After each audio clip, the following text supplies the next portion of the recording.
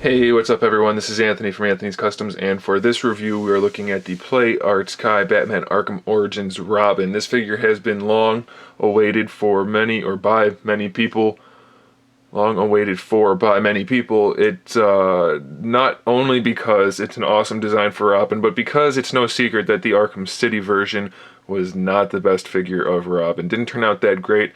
This one appeared to be coming out in a very nice way. It looked great in all of the prototypes that we saw from the various cons and events. And the figure, now that it's actually released, they did a pretty good job. There are some issues with it, and I'll point those out of course, but overall it's a very nice version of Robin. It's way better than the Arkham City version, and it's a very nice look in general, so that's good. Before we get into the review, let's do a height measurement. He's not standing perfectly straight up and down, but this will give you an idea. 10.5 inches to the top of his head, and then we'll also throw Batman in there so that you can see the size comparison between the two. I haven't done this yet, so this will be interesting. It looks like they're gonna kiss. No, it looks like, actually, it looks like Robin's taller. I don't know if that's how it was in the game. I never actually had Robin in the game. I stopped playing it before I played anything with Robin. Wrong character.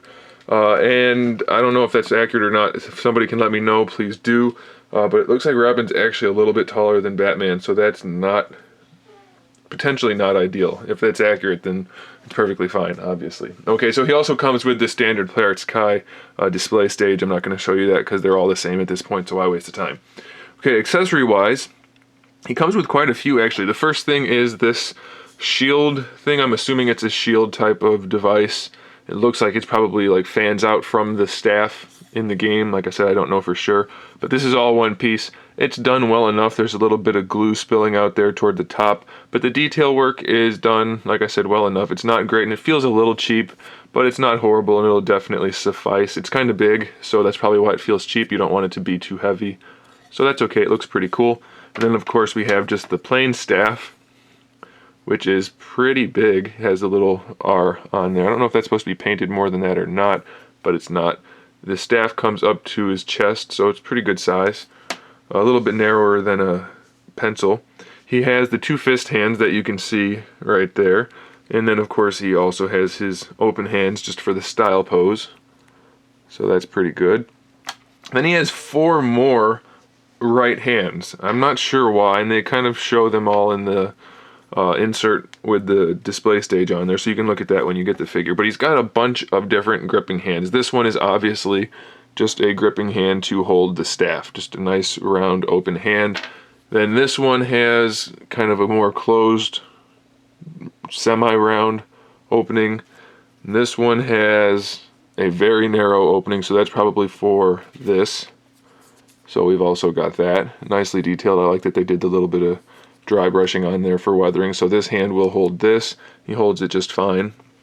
And then this hand is another narrow, semi-round, semi-square hand. So you're gonna have to play with those to figure out which one you like best for which accessory. But he does have the ability to hold everything apparently, so that's good. 6 right hands, I think 2 left hands. I think that's how it works out. Anyway, let's look at the actual figure. So he's got mostly red and black. The shading on the red and black looks really good. I like the way they did that a lot. There's nothing that's particularly glossy on this guy like we've had in the past, so that looks good. Again, like I said, I never got to the Robin part in the game. I'm not sure if he's supposed to be this turquoisey, but he is. So if that's supposed to be there, that's good. If it's too bright, then that's not good, but I can't say. So all I can say is they did a good job shading it. It's a little dark over here, but what are you going to do? That blue color goes all the way up around the sides, underneath here in the armpit area, and then up through on the chest. Could use a little bit more on the chest itself, but it still goes up through on the neck, and then it's down here on the legs, like you saw. So looks pretty good. Can't really complain too much about that. The gray and black parts look really good. They did a good job painting the R on his chest. The cape has like a purple hue to it. I don't know if that's accurate or not. Again, it looks okay in most cases. It's a little sloppy across the top up here, but it's not horrible. And then we have this kind of faded yellow underneath, so that's all right. I guess that's about it. We have a little bit more blue down here and a little bit of gray and black down here as well. And then the knuckles have the silver on them, so that looks pretty good.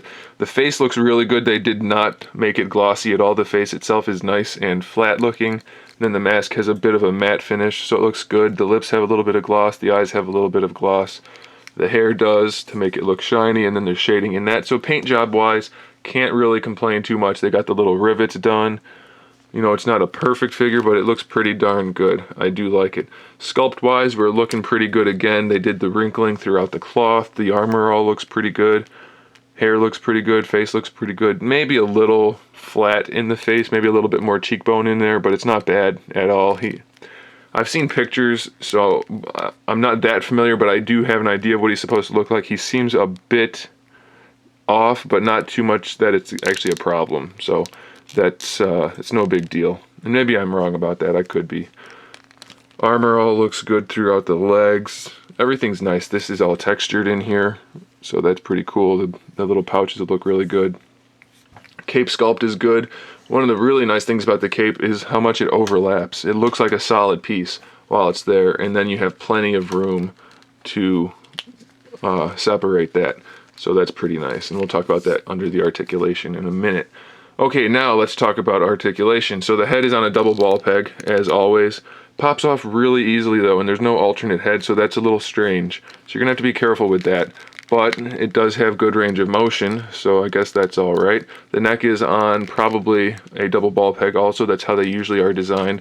It doesn't have the greatest range of motion, but it does move forward and back pretty easily. Not so much side to side, but it can rotate. So it'll help you in posing a little bit. So that's pretty nice. The shoulders are that newer design that we saw on Batman. So we have a ball hinge that swivels right here. So that gives him most of his forward and back this way instead of the butterfly joint. Now, I can't tell for sure if this underneath piece here is supposed to move. I thought it was supposed to move also, but it doesn't want to, so I think I was wrong about that. I think the only butterfly you get is out of this swivel for the ball peg. Or for the ball hinge. Then we have the hinge part that lets him raise his shoulder up and down. And then the way the ball hinge is connected into the arm, it connects downward this way, so that gives us our bicep swivel. This is all one piece. There's no actual seam there, which is kind of good, but because it looks good, but it's kind of bad because it really limits the bicep swivel a lot. And then having the butterfly joint be just that swivel, I'm sure it's cheaper for them to make it that way, but it really limits the butterfly motion. So that's a little bit disappointing there. The shoulder looks good, but it doesn't have the best range of motion. Elbows are the same as always. Ball hinge here, it swivels at the top and at the bottom, so you shouldn't have any trouble posing him. Wrists are pretty nice. They have the standard ball hinge also, so it swivels at the forearm and in the hand and is ratcheted. And this piece of the armor swivels around, so that way you can rotate the hand and it stays with the hand. And I guess that's good, even though technically it breaks up the armor here. It's still nice that they did that, because you don't want the hand to be facing up and that to be like that. That would look bad. So I really like that they gave us that separate piece there. Very nice design in that regard. And there's nice paintwork on the straps and everything here too. Now for the cape articulation, this is a soft piece as always. It comes down pretty far where it's connected, so it's not quite like Batman where it only connects toward the top. It comes down pretty far, but then we have the ball hinges for the cape so it can swivel this way, and then the cape can rotate on that if you want it to, and of course it's hinged. So you should be able to pose that however you want. They just pop off a little bit too easily, but not so much so that it's really a problem. You should be able to get that cape posed however you want without any trouble really. Now let's talk about the torso articulation, which is a problem because once you move the cape, he's completely limp. This upper torso, this diaphragm double ball joint, is really loose, like really loose. I have to use the cape to hold his body up. Press that down to hold him in place. So that's a little bit disappointing. Now it may not be that way for everybody. They may not all be that loose, and I'm going to take mine apart at some point and see if I can do something about it. But if they are all that loose, that's disappointing because it is really loose, like unposably loose. It's just completely limp. So that kind of sucks. But it does have good range of motion, significantly better than most other play arts upper body. This is really nicely ranged. It's just too loose, so that kind of stinks. For the lower torso articulation, it's just that standard ball peg that goes up into the abdomen. He has actually really good range of motion down here too. They did a really good job with that. You can see you don't even get inside there until you go all the way back, and then just barely you can start to see inside. So that's good. He leans forward really well, leans back really well, side to side, full rotation. They did a really good job giving him a nice range of motion in the torso. It's just this upper one that kind of kills it. Now for the hips, of course we have the floating crotch piece, so that's soft plastic. The hips are ratcheted front and back. They can go pretty far up, and if you lean this back, they can go even farther so that they don't bounce up against the abdomen in there.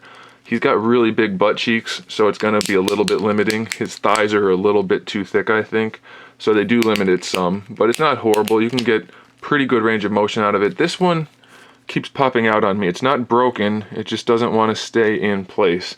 So if that's a common issue, again, that's a bummer. It's not a figure killing bummer because it still ratchets just fine. It's not loose. Everything works. It's just you can actually pull it out from there, and right now it doesn't even want to go. So it's not a huge problem, but it's something to be aware of. So that's the hips. We do have the thigh swivel built in there, but like I said, they're really thick, so it's pretty limited right there. Now we have the newer type of knees on him. They're not great, but they're pretty good. Definitely better than some of the figures in the past. They're double jointed as is normal, but the way they're designed, they're not quite as ugly. So they look pretty decent. Can't complain too much about that. Really good range of motion on them. They're a little bit loose in this upper joint on both sides. Not incredibly loose, but it's a little bit too easy to move them. The knee pad does a good job of hiding the joint too, so that's pretty nice. If you want to just leave the lower leg almost all the way up and then just bend it from the upper joint, looks pretty good. Or you could even do it like this. That doesn't look quite as good, but you have some options at least. And then for the ankle, it's pretty standard, just like the wrist and elbows, just a standard ball hinge, so it swivels at the top and at the foot. You can rotate it around to get an ankle rocker, so that's pretty good. He has a toe hinge, which also works really well. They did a good job with that. So that pretty much covers it for the figure. I'll take a couple of photos and stick them in at the end here so you can see what he looks like posed. It's definitely a nice Robin figure. It's just got a few disappointing parts to it, which hopefully are fairly fixable, and maybe they're not even universal. Maybe you guys won't have to worry about it at all. So I definitely recommend it. Just be aware that it's not as perfect as we are hoping it would be. Thanks for watching, guys. Make sure you subscribe to the channel for more figure reviews, custom figures, and other fun stuff. And in the meantime, keep collecting.